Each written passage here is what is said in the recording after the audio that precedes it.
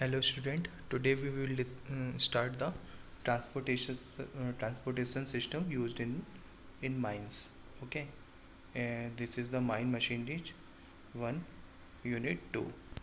So what is the transportation system? There is three types of transportation system used in mines. First is haulage system, second is conveyor system, and third one is shuttle car system. Okay, now we will discuss about the haulage system used in mines. Okay, there is two types of haulage system. First is rope haulage and second one is locomotive haulage.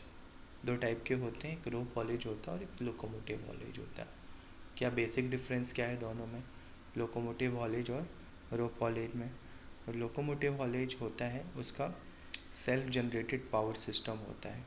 ठीक है, कोई external force की requirement नहीं होती है खुद को चलाने के लिए. जो लोको होता है, लोकोमोटिव होता है, टब्स को चलाने के लिए किसी बाहरी या एक्सटर्नल सोर्स की किसी की ज़रूरत नहीं होती है.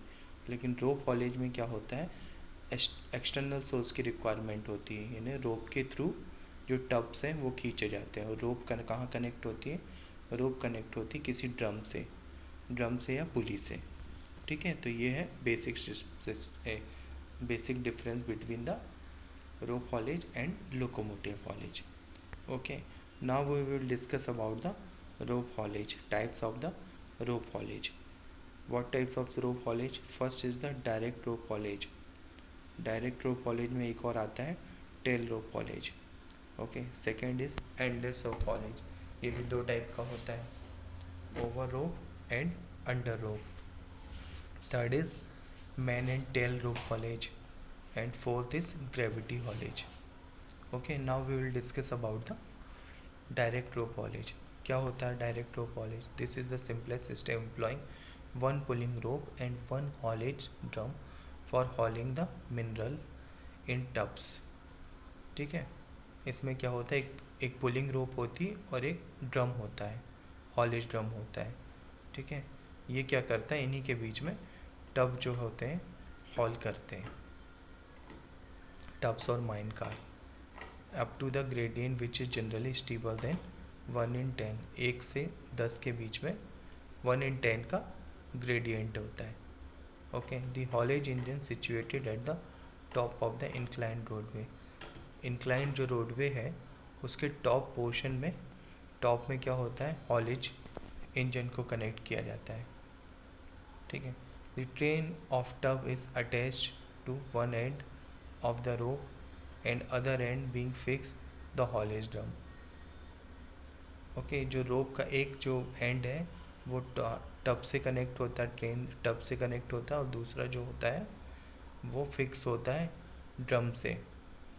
The empty tub attach to the end of the haulage rope travel one down gradient to their own wait.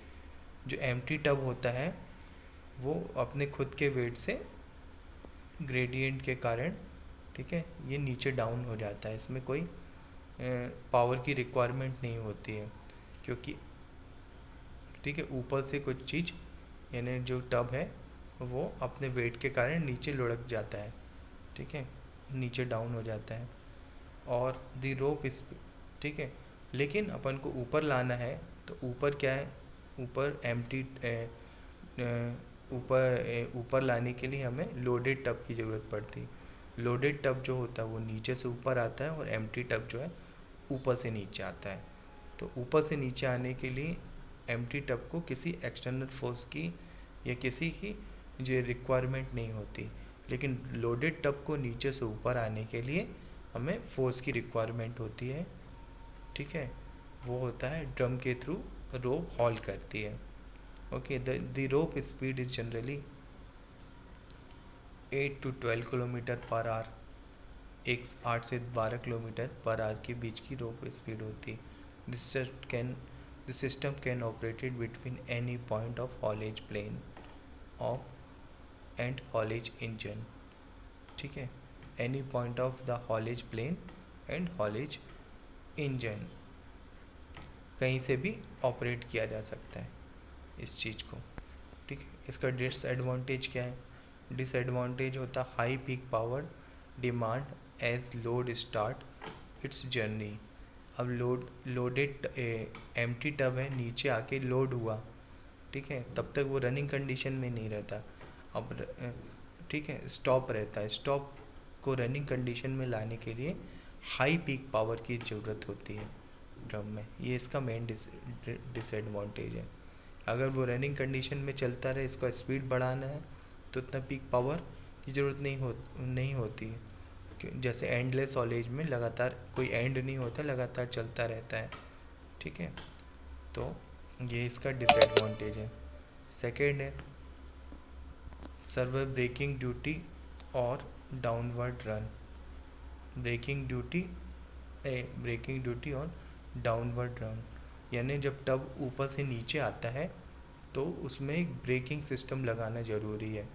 नहीं तो ब्रेक नहीं रहेगा तो ऊपर से नीचे लुढ़कता हुआ आएगा तो वो डैमेज कर सकता है नीचे के पोर्शन को, इसलिए वहाँ पे ब्रेकिंग सिस्टम लगाना ज़रूरी है। High haulage speed demanding high standard of track maintenance.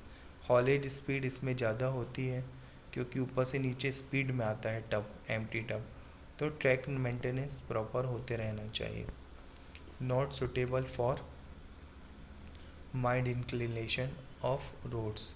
जहाँ पे इंक्लिनेशन कम है वहाँ के लिए सूटेबल नहीं है। A derailment is associated with heavy damage because of high speed. जब हाई स्पीड से टब नीचे आता है ऊपर तो डिरेलमेंट के चांसेस ज़्यादा रहते हैं, और डिरेलमेंट होगा तो डैमेज ज़्यादा कर सकता है वो, यानी पट्टी से नीचे अगर टब उतरा तो आसपास की मशीनरी को डैमेज कर सकता है, तो इसके चांसेस बढ़ जाते हैं, ठीक है। Next one is endless haulage, ठीक है। तो इसको हम पढ़ेंगे नेक्स्ट क्लास में, एंडलेस हॉलेज को।